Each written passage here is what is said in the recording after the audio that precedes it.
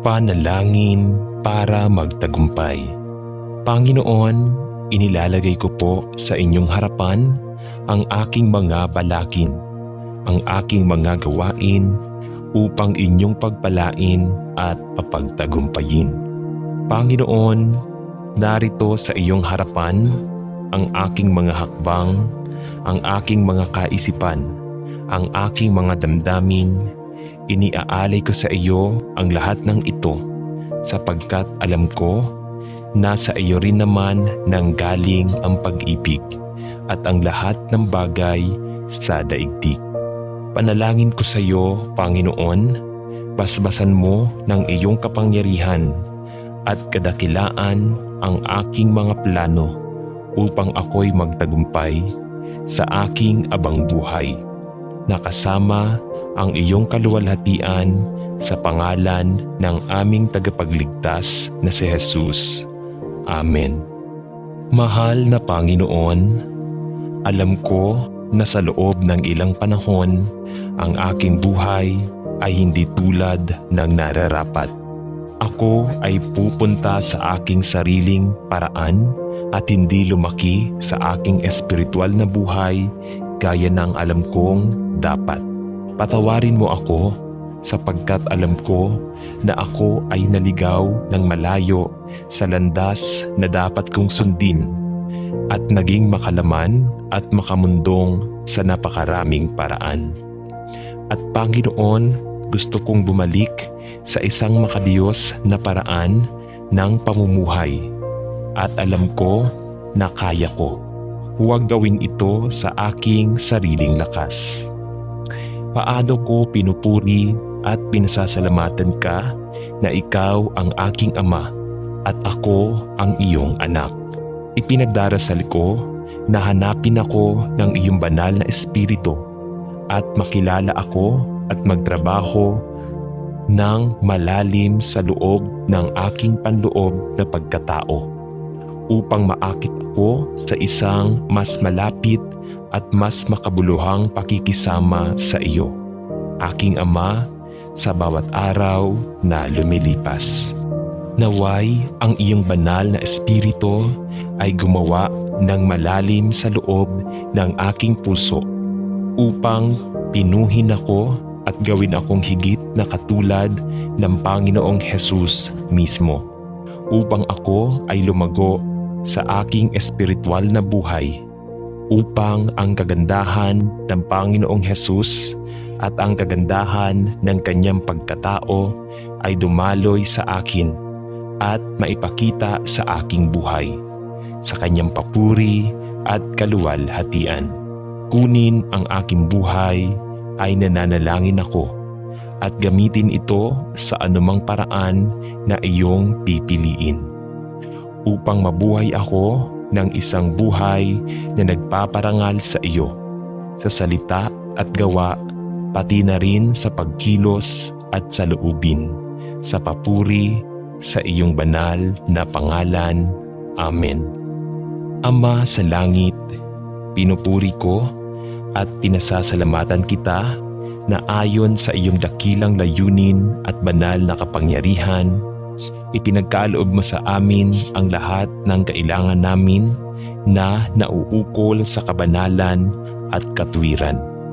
Patuloy na paramihin ang iyong biyaya at kapayapaan sa lahat ng iyong mga anak at panatilihin akong nananalangin ako na maging tapat sa paglalapat ng katotohanan ng iyong salita sa lahat ng aking sinasabi o ginagawa. Ipinagdarasal ko na ang aking puso at kaluluwa ay matupok sa iyo at upang ako ay maging masipag sa pag-aaral ng kasulatan upang mailapat ko ang katotohanan nito sa bawat bahagi ng aking buhay. Ipinagdarasal ko na hindi lamang ang aking mga salita at gawa ay nakalulugod sa iyo, kundi pati na rin ang mga kaisipan ng aking puso at ang mga motibo sa likod ng aking mga pag-iisip ay sinasala sa pamamagitan ng salita ng Diyos at sinusubok ng nananahan na Espiritu Santo araw-araw. Tinanong ko ito sa pangalan ni Jesus. Amen. Mapagbiyayang Diyos at makalangit na Ama, isang kagalakan at pribilehiyo na tawaging iyong anak. Nananabik ako na ang iyong Espiritu ay gumawa ng malalim sa loob ng aking puso upang ako ay lumago sa biyaya at sa kaalaman ng Panginoong Hesukristo. Mapagpakumbaba kong ipinagdarasal na dagdagan mo ang aking pagnanais na makilala ka pa at mahalin ka ng mas mabuti. Mangyaring patuloy na magbigay sa akin ng biyaya at lakas upang sumunod sa iyong pag-ibig upang maipakita ko ang kagandahan ni Jesus sa aking buhay. Higit pa at higit pa. Naway ang aking buhay at ang lahat ng aking sinasabi at ginagawa ay parangalan ka sa iyo.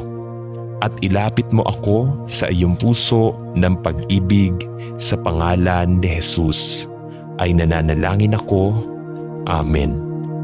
Mahal na Diyos, alam ko na ang buhay na ito ay hindi hihigit sa isang maliit na bahagi ng oras sa malawak na dagat ng kawalang hanggan.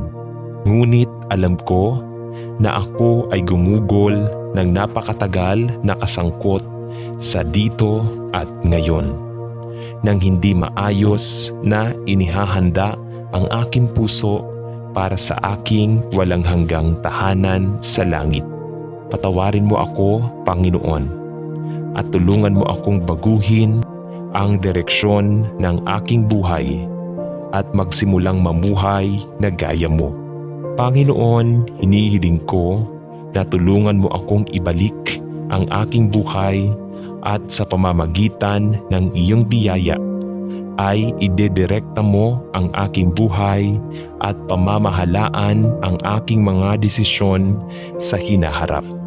Salamat, Panginoon, na ako ang iyong anak sa pamamagitan ng biyaya, sa pamamagitan ng pananampalataya. Salamat na ako'y nabuhay na muli sa bagong buhay kasama ni Kristo. Gabayan ang aking mga prioridad at tulungan akong itakda ang aking mga tingin sa mga katotohanan ng langit, kung saan si Kristo ay nakaupo sa lugar ng karangalan sa kanang kamay ng Diyos.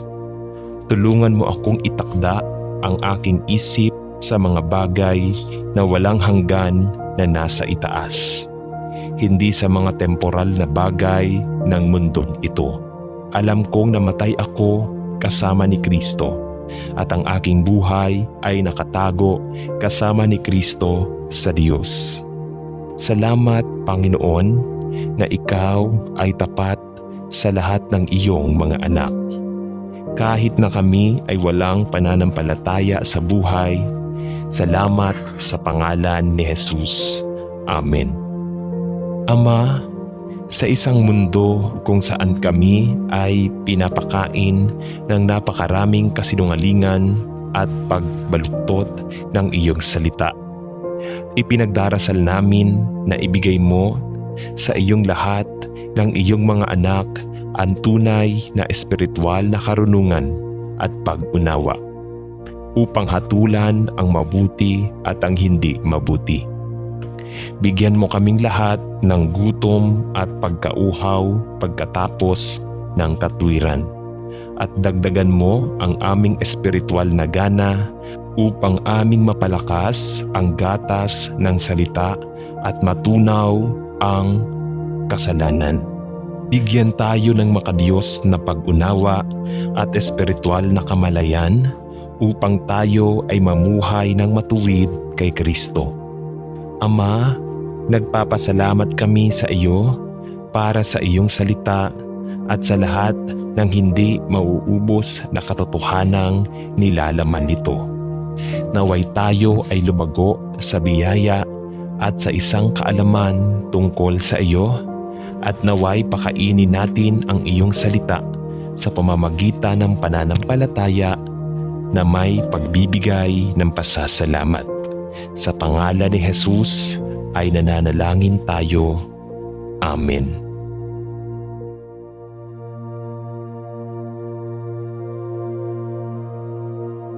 Panalangin para magtagumpay.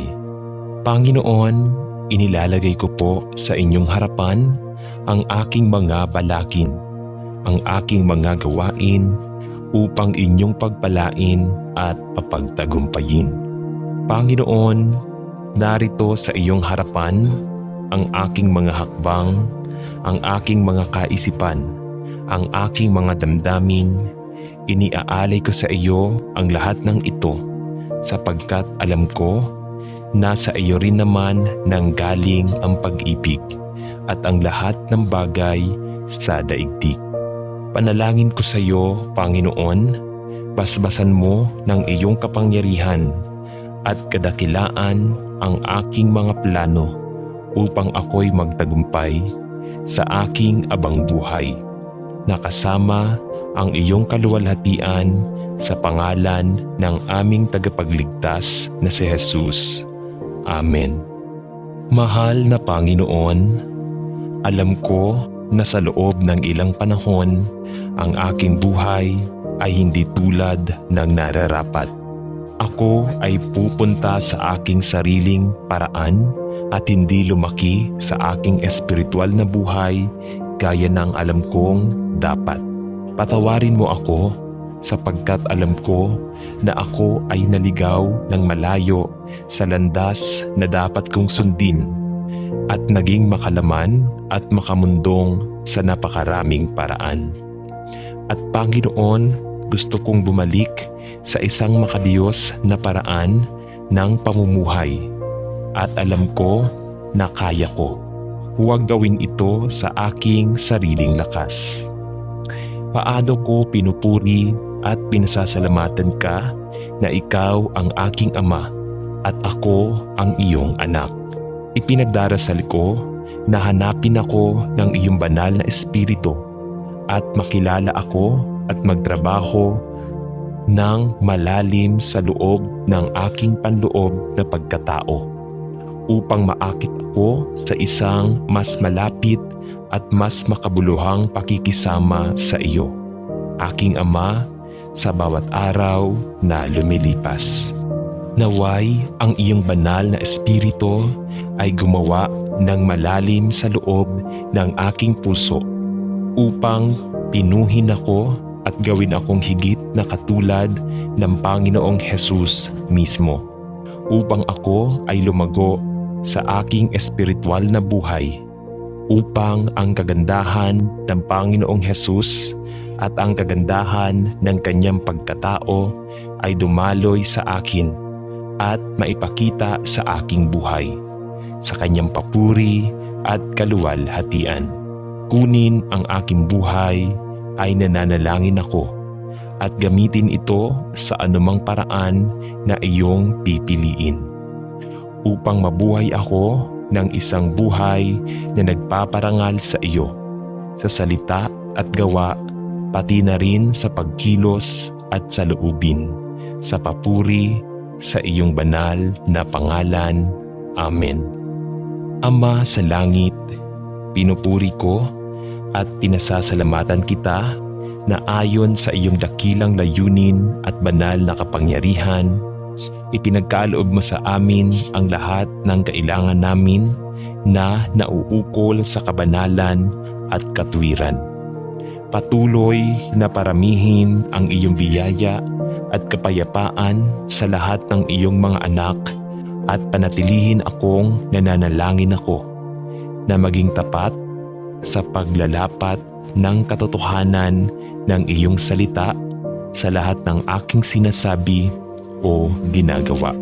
Ipinagdarasal ko na ang aking puso at kaluluwa ay matupok sa iyo, at upang ako ay maging masipag sa pag-aaral ng kasulatan upang mailapat ko ang katotohanan nito sa bawat bahagi ng aking buhay. Ipinagdarasal ko na hindi lamang ang aking mga salita at gawa ay nakalulugod sa iyo, kundi pati na rin ang mga kaisipan ng aking puso at ang mga motibo sa likod ng aking mga pag-iisip ay sinasala sa pamamagitan ng salita ng Diyos at sinusubok ng nananahan na Espiritu Santo araw-araw. Tinanong ko ito sa pangalan ni Jesus. Amen. Mapagbiyayang Diyos at makalangit na Ama, isang kagalakan at pribilehiyo na tawaging iyong anak. Nananabik ako na ang iyong Espiritu ay gumawa ng malalim sa loob ng aking puso upang ako ay lumago sa biyaya at sa kaalaman ng Panginoong Hesukristo. Mapagpakumbaba kong ipinagdarasal na dagdagan mo ang aking pagnanais na makilala ka pa at mahalin ka ng mas mabuti. Mangyaring patuloy na magbigay sa akin ng biyaya at lakas upang sumunod sa iyong pag-ibig, upang maipakita ko ang kagandahan ni Jesus sa aking buhay. Higit pa at higit pa. Naway ang aking buhay at ang lahat ng aking sinasabi at ginagawa ay parangalan ka sa iyo. At ilapit mo ako sa iyong puso ng pag-ibig sa pangalan ni Jesus. Ay nananalangin ako. Amen. Mahal na Diyos, alam ko na ang buhay na ito ay hindi hihigit sa isang maliit na bahagi ng oras sa malawak na dagat ng kawalang hanggan. Ngunit alam ko na ako ay gumugol ng napakatagal na kasangkot sa dito at ngayon, nang hindi maayos na inihahanda ang aking puso para sa aking walang hanggang tahanan sa langit. Patawarin mo ako, Panginoon, at tulungan mo akong baguhin ang direksyon ng aking buhay at magsimulang mamuhay na gaya mo. Panginoon, hinihiling ko na tulungan mo akong ibalik ang aking buhay at sa pamamagitan ng iyong biyaya ay idedirekta mo ang aking buhay at pamamahalaan ang aking mga desisyon sa hinaharap. Salamat, Panginoon, na ako ang iyong anak sa pamamagitan ng biyaya, sa pamamagitan ng pananampalataya. Salamat na ako'y nabuhay na muli sa bagong buhay kasama ni Kristo. Gabayan ang aking mga prioridad at tulungan akong itakda ang aking mga tingin sa mga katotohanan ng langit, kung saan si Kristo ay nakaupo sa lugar ng karangalan sa kanang kamay ng Diyos. Tulungan mo akong itakda ang aking isip sa mga bagay na walang hanggan na nasa itaas, hindi sa mga temporal na bagay ng mundong ito. Alam kong namatay ako kasama ni Kristo at ang aking buhay ay nakatago kasama ni Kristo sa Diyos.